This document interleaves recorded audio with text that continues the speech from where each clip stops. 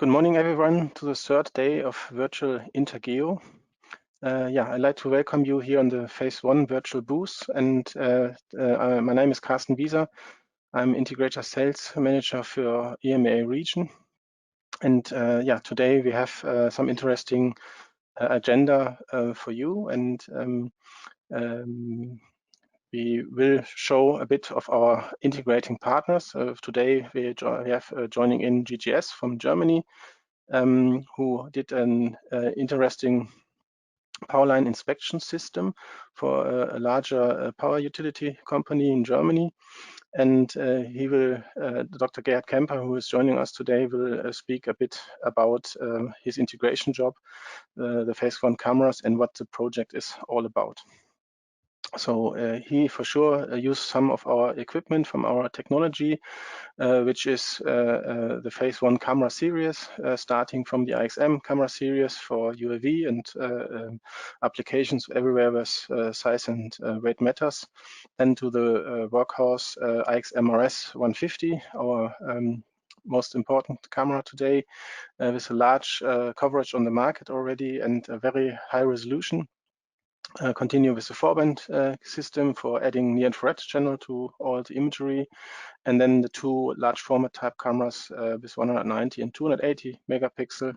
All are equipped with very high-end lenses with no compromises in optic quality, with a very reliable RS shutter, and with system components like the IX controller up to the full integrated system, the PAS system, GNSS IMU, control of cameras, gyrostabilized mount, flight guidance, and flight planning, all is integrated into a turnkey solution. But today we have the topic with our integrator GGS. We very welcome Dr. Gerhard Kemper from GGS in Germany.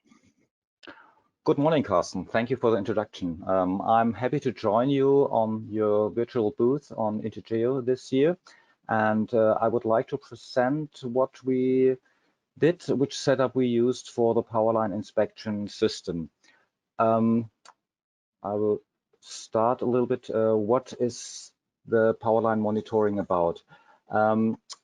So actually what we are looking for are anomalies on the power line, which can be some hotspots, which we discover with infrared camera. We are looking for example, bird nests or other findings directly on the poles. We're looking for the right of way of the power line if there's a vegetation coming too close. This one we are doing with Lidar. Looking for some other findings like kites, balloons in the power line, typically covered with RGB cameras, looking for the aerial balls, and we are looking also for defects on the insulators, and we are also using here ultraviolet cameras to check out for discharges. So it's a quite complex task to do, and this one is done on helicopters to fly beside the power line up and down, so we can cover both sides. Jumping a bit into the system.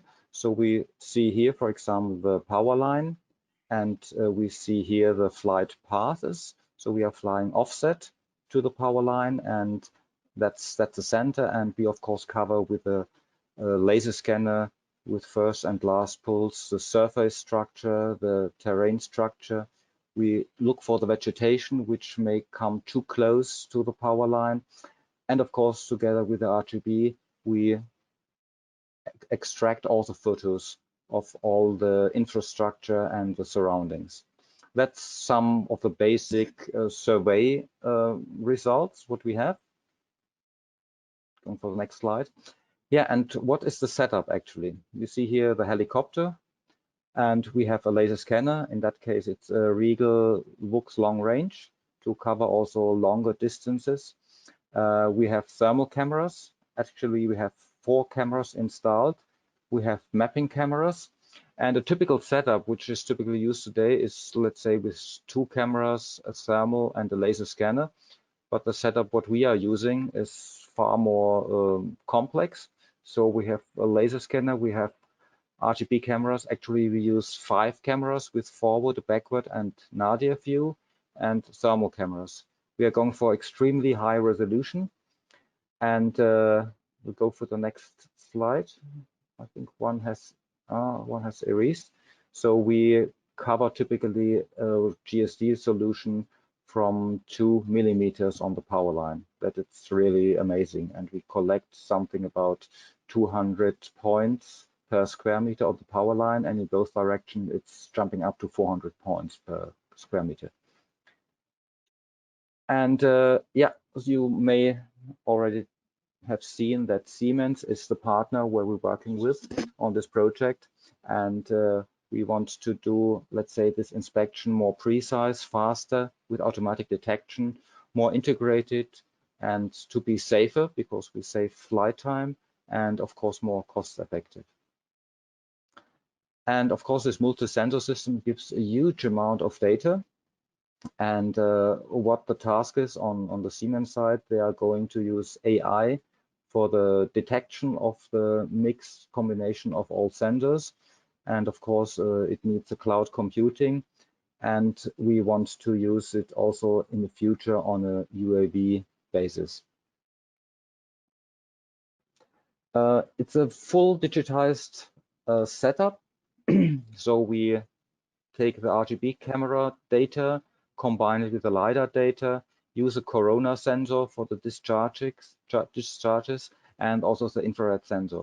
Actually, all what we are looking is with these two sensors for anomalies, because the infrared sensor is a little bit difficult for the interpretation because we have a lot of material characteristics what we see in the data. But actually, if we find an anomaly also on the corona sensor, we're looking deeper with the data of the RGB and the Lidar. And one first step is to have an automatic inventory using already AI to detect where are isolators. So we crop already the images that we, let's say, remove all information which is not important for the inspection itself, because we easily capture terabytes of data in one flight. It's a kind of big data analysis with artificial intelligence, so it's quite big volume on processing, and of course all data are 3D data. And finally, it results in a web-based application where you can zoom in, have all details, all informations, which is then on the customer side, so he himself can look for the findings. They are already marked, and he can decide how to go further, send an inspection team for repair or something like that. So our sensor setup. Okay, it's okay. I see the slide is already marked. So we have, of course, a direct data management system. So with all data coming on IX control and other storage device, we have oblique and nadir cameras. The heart of all the system is a GNSS INS. So everything what we capture with the data is logged let's say connected to the GNSS INS so that we can combine the data easily. So they have exact timestamps. Even the video stream of the corona camera running with 50 Hertz is connected to exact GPS timestamps. So we have a direct referencing device. Okay, it's going the other way around. So that's, let's say, the multi-sensor setup. So we have here the 5 phase 1 cameras. At the moment, we are using IXU cameras because we started this project 3 years ago. So it was that time the top camera of phase 1. Today, we would make use of the IXM 150 for sure. We are using lenses from 90 to 110 millimeters. And with a distance of 40 to 50 meters, we capture data with 2 millimeters, 1, 2, 3 millimeters, depending where we observe the structure. We have the GNSS INS device as a central part here, which is linked to all devices for the laser scanner, for the thermal cameras, which are running, let's say, in a separate loop on a separate controller, and the ultraviolet camera, which is combined with a visual camera. It's looking forward to check out for findings. And of course, we have everything connected with the flight management system, especially adapted for this special kind of missions. Mission planning, of course, we have the geodata but we need, of course, more information. We need the information of the structure that we can decide on which angle we use for the cameras to observe all infrastructure components. This results in a reduced infrastructure mapping, actually, and this results in a footprint calculation, and then finally in the mission plan.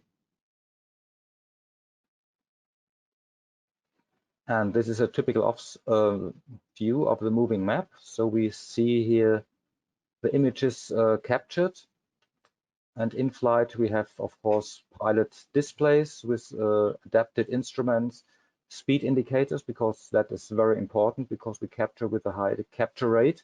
So we have to be sure that we are not flying too fast, because we also may have a forward motion blur in that, and we can fly already what is called snake line, so we can fly the curves, so we don't have to fly single lines. So the system is already set up that we can continuously fly a power line and follow all curves and orientations. That is actually the setup. So the cameras are looking sideward, two cameras looking a bit forward and backward. So it's a quite complex pod. So we have the GSD solution. We have an upper camera which looking to the top part of the pole, and the lower camera which looking on the lower traverses with the insulators. And we have a nadir camera looking slightly oblique for orthophoto mapping. That's the 4 thermal cameras. You see here what a thermal image is looking like. So we see here a little bit warmer insulator, but of course you see a lot of metal or material surface informations. So it's not easy to interpret this data, but actually looking for anomalies, it's working fine. And we have also integrated what I already mentioned, this Corona camera. It's a special amplified ultraviolet camera with a daylight filter. That's quite important, otherwise you get a lot of information from the sun. And it's combined with the RGB camera, and it's running with 50 Hertz, because also the power line, the voltage is alternating at 50 Hertz. So we need to be close to the frequency, because a discharge may hold only a few milliseconds. So we want to capture here with a very high capture rate. That is the setup of this camera combined with a second RGB camera. This is an overlay of a discharge on a RGB images. So we can find these things finally overlaid very easily, so we can look deeper if there is something on the wire, if there's something on the insulator, or where is the finding coming from. Of course, we use Lidar, and we try to capture the catenary of the power line. So this also gives some indication of the of the hanging of the power line, and of course also for the geometric extraction for the survey itself. And in the 2 flights we capture up to 400 points per square meter. So it's the distance, it's the sag of the cable, and we have the height of the poles. And this one is of course important to detect if there are vegetation coming too close to the power line. And that is the pod. It's looking like, so it's already grown out of the pod itself. I have a photo a bit closer, and we see here the camera setup hanging underneath the helicopter. Mission outcomes. So that's a standard color image, and with automatic detection we find all the infrastructure on the power line automatically by the AI. So we see here the clamps, the insulators, the chain of insulators, and here some other clamps. Going to the next slide. Hanging. Of course, we extract also the Lidar data and combine it with the RGB information, and already classify what is insulator, what is the structure of the pole, what is the power line itself. And then, of course, as already mentioned, we have precisely calibrated all sensors. They are combined with GNSS INS, and they finally can be overlaid on the complete data set. And here are some findings. You see here some, that's the image in total. And here we see the findings, and coming closer, you see here that some of these corona rings on the insulators are damaged. And then finally Siemens provides this information to the customer, and they have to decide how urgent they send out a team for a repair. Oops, I was too fast. Here's some other findings. That's the ceramic insulators. The glass insulators are a bit more difficult to identify, but the deep learning algorithms in the AI, they are able to be trained. With every additional flight, they get more information, and they are trained to be better and better, and more than 90% of the findings are already detected automatically. Here we see a hotspot on some of this insulator clamps. Already here on some repairs on the cable, we find some hotspots, and here it's an example of a discharge of an isolator, so we have this corona effect. Sorry, going back. So that's the web interface.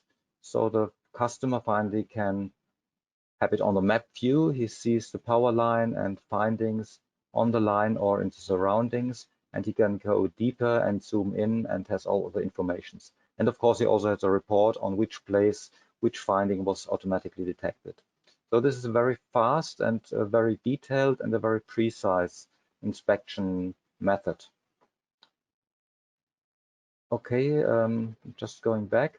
That's the new approach. So we are at the moment in a research project, and the camera setup, of course, should be reduced because of the payload. And the intention is to fly also with UAVs. This one is a big UAV produced by Schiebel in Austria that is able to carry a payload up to 50 kilograms. Just fine for the actual sensor setup. And we try to implement, let's say, the complete setup into this drone at the moment. And now I'm trying to start this video.